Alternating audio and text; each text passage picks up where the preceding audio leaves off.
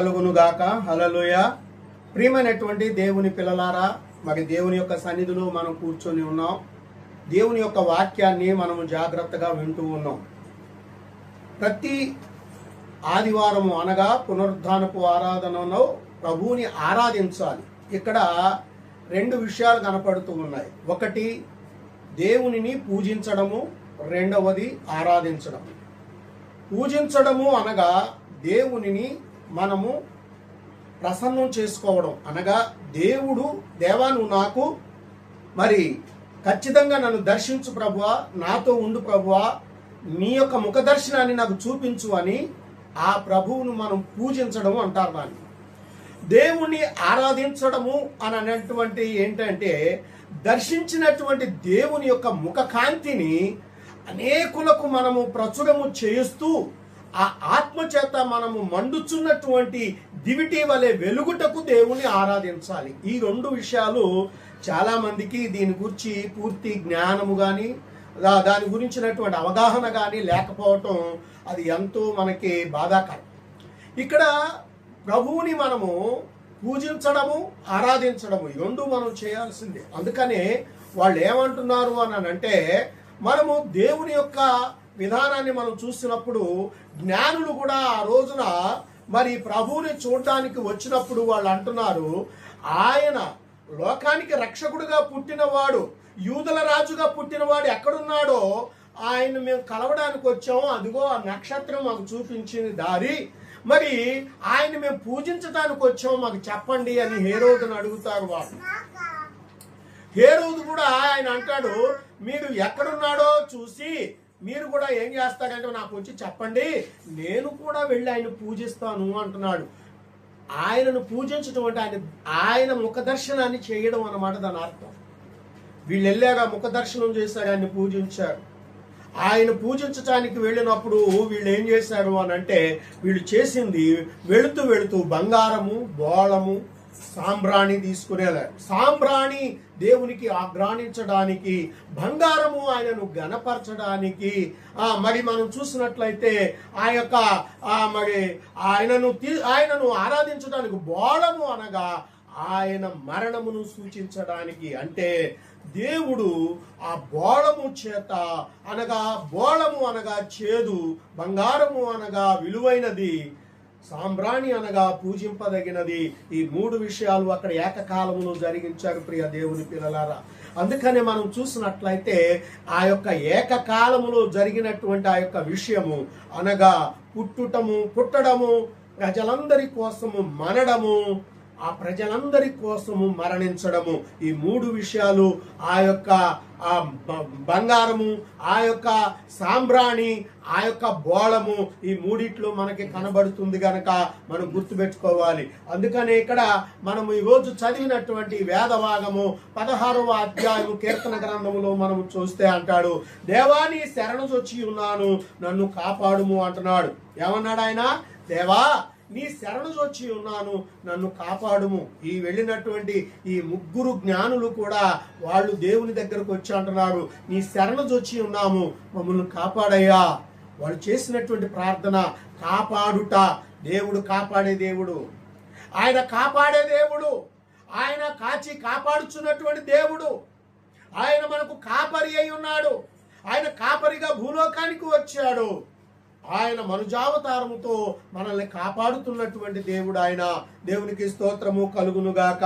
అందుకని అంటాడు, నీవే ప్రభుడవు, నీకంటే నాకు క్షేమాధారము లేదని యెహోవాతో నేను మనవి చేయుచున్నాను. నీకంటే మాకు క్షేమాధారము ఏదీ లేదు ప్రభువా, నీవే ప్రభుడవు నాయనా. ఎందుకంటే నువ్వు ప్రభు అనగా ఆయన రాజు అని అర్థం. నీవే మా రాజువి అని అడుగుతున్నాడు.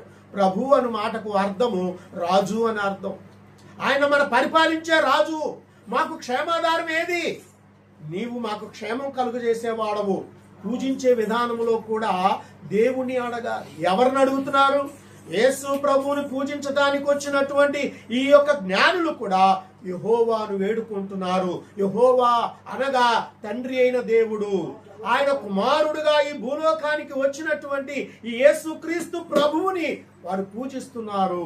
పూజిస్తూ తండ్రిని వేడుకుంటున్నారు ప్రియ దేవుని పిల్లలారా.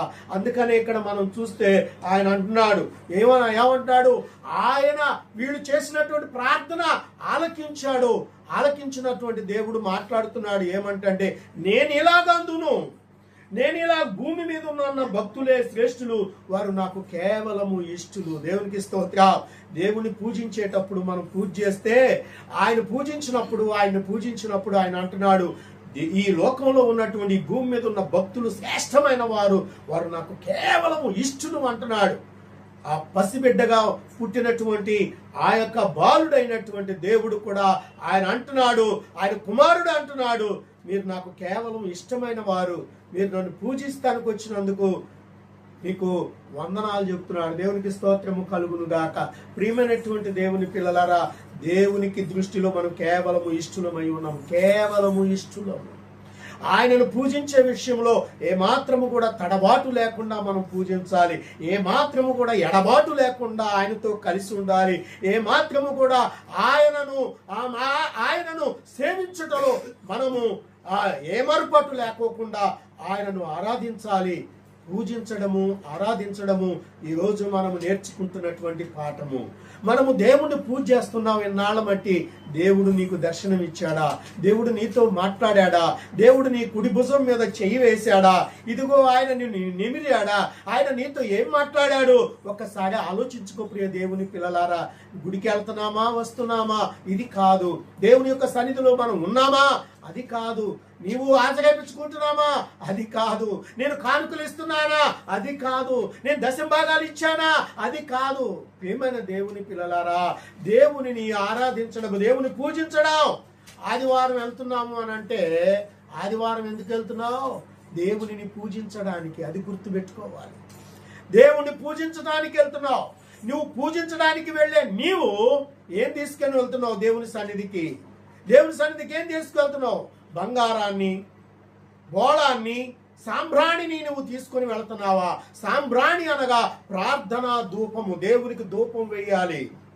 ప్రార్థనా ధూపము. చూడండి ప్రియ దేవుని పిల్లలారా, సాంబ్రాణి అంటే ఏమిటో చెప్తాను మీకు ఈ రోజున. 141వ అధ్యాయము కీర్తనల గ్రంథాన్ని ఒక్కసారి మనం చూద్దాం ప్రియ దేవుని పిల్లలారా. కీర్తనల గ్రంథము 141వ అధ్యాయాన్ని మనం చూసినట్లయితే ఇక్కడ దేవుడు అంటున్నాడు, 2వ వచనం, నా ప్రార్థన ధూపము వలెను, నేను చేతులెత్తుట సాయంకాలపు నైవేద్యము వలెను నీ దృష్టికి అంగీకారములగునుగాక. నా ప్రార్థన ధూపము వలెను, నేను చేతులెత్తుట సాయంకాలపు నైవేద్యము వలెను నీ దృష్టికి అంగీకారములగునుగాక. ధూపము, సాంబ్రాణి అనగా దేవునికి ధూపం వేస్తున్నావు మనం. నీ మోకాళ్ళ బలిపీఠమును గట్టి దేవుని సన్నిధిలో నువ్వు ప్రార్థన చేస్తున్నావు అనంటే ఆ ప్రార్థన ధూపము వలె వెళ్ళాలి. చాలా మంది క్రైస్తవులు ఏమనుకుంటున్నారంటే, అయ్యా వాళ్ళు సాంబ్రాణి తీసుకెళ్లారు, మనం కూడా దేవుడికి సాంబ్రాణి వేద్దామా? దేనికి వేస్తావు? ఎక్కడ వేస్తావు? సిలువుకి వేస్తావా సాంబ్రాణి? దేవుని పిల్లలారా, మరి ఆయన కాని రూపమును, ఏదో ఒక రూపాన్ని చెక్కినటువంటి ఆ యొక్క శిల్పి చెక్కిన ఆ యొక్క శిల్పానికి లేక ఆ యొక్క బొమ్మకు నువ్వు ధూపం వేస్తావా? ధూపము అనగా నీ మోకాళ్ళ బలిపీఠమును గట్టి నీ ప్రార్థన ధూపము వలెను, నేను చేతులెత్తుట సాయంకాలపు నైవేద్యము వలెను నీ దృష్టికి అంగీకారములగును గాక. అది దేవునికి నువ్వు ఇచ్చేటువంటి ఆ గొప్ప సాంబ్రాణి. పూజ చేయడానికి నువ్వు వెళుచున్నప్పుడు నీ మోకాళ్ళ బలిపీఠమును దేవుని సన్నిధిలో నువ్వు ఖచ్చితంగా కట్టవలసినటువంటి వాడపై ఉన్నావు. మోకాళ్ళు వేయమంటే నువ్వు వేయట్లేదు కదా. ప్రియమైన దేవుని పిల్లలారా, దేవుడు చూస్తున్నాడు. నీవు నీ మోకాళ్ళను ఏ విధముగా వేయించాలో ఆయనకు తెలుసు. గుర్తుపెట్టుకో, దేవుని సన్నిధిలో మోకాళ్ళ బలిపీఠమును కట్టాలి. నీ ప్రార్థన ధూపము వలె వెళ్ళాలి. గంటకు ఒక మాట మాట్లాడుతున్నావు, అరగంటకు ఒక మాట మాట్లాడుతున్నావు. దేవుని సన్నిధిలో నీ పెదాలు తెరవడం లేదు. దేవుని సన్నిధిలో నీ యొక్క నోటిని దేవునికి సన్నిధిలో ఆ యొక్క ప్రార్థన ధూపం వలె వెళుతున్నటువంటి ఆ యొక్క మనవులు దేవునికి నువ్వు చెల్లించుకోవడం లేదు. దేవునికి ధూపం వేయగలిగినటువంటి సామర్థ్యత నువ్వు కలిగి ఉండాలి. అదే నిజమైన భక్తుడు. అందుకంటున్నాడు, భూమి మీద ఉన్న భక్తులే శ్రేష్ఠులు, వారు కేవలము నాకు ఇష్టలు అన్న మాట అర్థం ఏంటంటే, శ్రేష్టమైన వాడివిగా నువ్వు ఉండాలి. శ్రేష్టత అనగా ప్రార్థించే వాడివై ఉండాలి. శ్రేష్టత అనగా దేవునికి ధూపం వేసే వాడివై ఉండాలి. ఎక్కడుంది నీ ధూపం? దేవునికి వెళుతుందా? ఒక్కసారి ఆలోచించుకో ప్రియ దేవుని పిల్లలారా. దేవుని యొక్క సన్నిధిలో మనం ఉండి మనం ప్రార్థన చేస్తున్నాము అని అంటే ఆ దేవునికి ధూపము వేయగలిగిన వాడివై ఉండాలని ప్రభు పేరట నేను మీకు మనవి చేస్తున్నాను. దేవునికి స్తోత్రము కలుగునుగాక. హల్లెలూయా. చూడండి, ఇక్కడ ఆ దేవుడు మరొక మాటను మనం చెప్తున్నాడు. బంగారమును తీసుకుని వెళ్ళామంట. దేవుని సన్నిధికి ఏం తీసుకెళ్లారండి వాళ్ళు? బంగారము. ఆ బంగారము ఏమిటి అని చెప్పాను మీకు? విలువైనది అన్నాను. దేవునికి స్తోత్ర. బంగారము ఏమై ఉన్నది? విలువైనది. నువ్వు విలువ కలిగినటువంటి వాడిగా ఉండాలి. అందుకనే చూడండి, ఇక్కడ కొరింథీయులకు రాసినటువంటి ఆ మొదటి పత్రిక 7వ అధ్యాయం ఒక్కసారి మనం చూద్దాం ప్రియ దేవుని పిల్లలారా. కొరింథీయులకు రాసినటువంటి మొదటి పత్రిక 7వ అధ్యాయాన్ని మనం చూసినట్లయితే ఇక్కడ ఒక మాటను దేవుడు మనకి తెలియజేస్తున్నాడు. 7వ అధ్యాయము ప్రియమైనటువంటి దేవుని పిల్లలారా, 22వ వచనము నుండి 22, 23 వచనాలు, 22, 23 వచనాలు అంటున్నాడు, ప్రభువునందు పిలువబడిన వాడు దాసుడు, ప్రభువునందు పిలువబడిన దాసుడు, ప్రభువు వలన స్వాతంత్ర్యము పొందబడిన వాడు, ఆ ప్రకారమే వాడు స్వాతంత్రుడయ్యుండి పిలువబడిన వాడు క్రీస్తుకు దాసుడవై ఉన్నావు. నీవు మీరు విలువ పెట్టి కొనబడిన వారు. ఏం పెట్టి కొన్నాడు దేవుడు నిన్ను? విలువ పెట్టి మీరు విలువ పెట్టి కొనబడిన వారు గనుక మనుషులకు దాసులు కాకుడి. సహోదరులారా, ప్రతి మనుషుడును ఏ స్థితిలో పిలువబడినో ఆ స్థితిలోనే దేవునికి దాసుడై ఉండాలి. దేవునికి స్తోత్రము కలుగునుగాక. మీరు విలువ పెట్టి కొనబడిన వారు ఎనుగా క్రీస్తు మనకు బంగారముతో సమానము. నీవు క్రీస్తును ధరించుకొని ఉన్నావు. నీవు విలువైన వాడివి. నీ విలువను పోగొట్టుకోకూడదు. దేవునికి స్తోత్రము కలుగును గాక. ఎందుకంటే ఇక్కడ అంటున్నాడు బంగారము అనగా విలువైనది. బంగారము అంటే ఆ దేవుడే మనల్ని దర్శించినప్పుడు, ఆ దేవుడే మనల్ని ఆ దేవుడే మనం ధరించుకున్నప్పుడు మనం విలువ పెట్టి కొనబడిన వారము, విలువైన మనుషులము. నీవు విలువగా దేవుని సన్నిధిలో ఉన్నావా? క్రీస్తును నీలో చూపిస్తున్నావా? క్రీస్తును నీవు ధరించుకొని ఆయనని మాత్రమే నువ్వు చూపించగలిగిన వాడవై ఉంటే ఆ బంగారము ఎంతో విలువైనది. దేవునికి స్తోత్రము కలుగును గాక. హల్లెలూయా. మొదటిది సాంబ్రాణి, రెండవది బంగారము. దేవుని పిల్లలారా, నువ్వు ఎలా ఉన్నావు? ఈరోజు బంగారం వలె నువ్వు ఉన్నావా? విలువగా ఉంటున్నావా? లేక నీ విలువను నువ్వు తగ్గించుకుంటున్నావా? విలువలేని వారిగా మీరు జీవిస్తున్నారా? విలువ కలిగినటువంటి దేవుని కుమారుడిగా వెలుగొందుతూ నిలబడుతున్నావా? ఏం చేస్తున్నావు ఈ రోజున? ఒక్కసారి ఆలోచన చేయమని ప్రభు పేరట నేను మీకు మనవి చేస్తున్నాను. దేవునికి స్తోత్రము కలుగునుగాక. ఏది మంచిది, ఏది చెడ్డది, ఏది రమ్యమైంది, ఏది ఖ్యాతి కలిగింది, ఏది పవిత్రమైంది, ఏది అపవిత్రమైంది ఎలా నీకు తెలుసుకోగలుగుతున్నావు? అందుకనే మనం చూస్తే వాళ్ళు మూడవది తీసుకుని వెళ్ళారు. ఏమిటి అని అంటే అది బోళము. బోళము అనగా చేదు. ప్రియమైన దేవుని పిల్లలారా, దాని అర్థం ఏమిటి అని అంటే నీ చేదు జీవితాన్ని నువ్వు విడిచిపెట్టడం. దేవునికి స్తోత్రము కలుగును గాక. అందుకని మనం చూసినట్లయితే మత్తయి సువార్తలో ఒక మాటను నేను మీకు చూపించాలని ఆశపడుతూ ఉన్నాను. ప్రియ దేవుని పిల్లలారా, ఆయన అంటున్నాడు, దేవుడు ఏమన్నాడు ఇక్కడ? చేదు అనగా నీ యొక్క చేదైన జీవితము, నీ పాప జీవితం. మనం ఒక విషయాన్ని చూస్తే మారా అను మాటకు అర్థము చేదు అని మనకి బైబిల్లో చెప్పబడుతుంది. మారా అనేటువంటి మారా అంటే చేదు అనేటువంటి మాటకు అర్థాన్ని మనం తెలుసుకోగలిగాం. కానీ అక్కడ మనం చూసినప్పుడు నయోమి ఆమె కూడా వెళ్ళి ఆమె చేదైన జీవితాన్ని చూసింది. చేదు అంటే ఏం చేసింది? వెళుతూ ఐశ్వర్యంతో వెళ్ళింది. అక్కడికి వెళ్ళిన తర్వాత భర్తను పోగొట్టుకుంది, తన 2 కుమారులను పోగొట్టుకుంది, ఆస్తులను పోగొట్టుకుంది. ఆఖరికి ఏమైపోయింది? ఆమె చేదైపోయింది. అనగా చేదు జీవితం అయిపోయింది. ఏమీ లేని నిరుత్తురాలిగా వచ్చింది. అందుకని అంటుంది ఆమె, నన్ను నయోమి అని పిలవద్దు, మీరు నన్ను మారా అని పిలవండి. మారా అంటే చేదు. అంటే దాని అర్థం ఏంటంటే ఇక్కడ బోళము అనేటువంటిది మనం చూసినప్పుడు ఈ మారా ఇదిగో నన్ను నయోమి అని మీరు పిలవద్దు, నన్ను మారా అని పిలవమన్నటువంటి నీ జీవితంలో మారా లాంటి నా జీవితాన్ని నేను మధురంగా మార్చుకుంటున్నాను. నేను క్రీస్తులోకి వచ్చాను. అందుకని క్రీస్తు ప్రభు ఏమంటున్నాడు అని అంటే, మత్తయి సువార్త 11వ అధ్యాయము మనం చూసినప్పుడు 29వ వచనంలో నుండి 28వ వచనంలో అంటాడు, ప్రయాసపడి భారము మోసుకున్న సమస్తమైన వారలారా నా యొద్దకు రండి, నేను మీకు విశ్రాంతినిస్తాను అన్నాడు. ఈ లోకంలో నువ్వు ప్రయాసపడి భారం మోస్తున్నావు, ఈ కుటుంబ భారాన్ని మోస్తున్నావు, మరి డబ్బు సంపాదించేటువంటి స్థితిలో ఉన్నావు, నీ జీవితాన్ని నిన్ను నువ్వు మోసుకుంటున్నావు, ఈ చాలా భారాలు మోస్తా ఉన్నావు.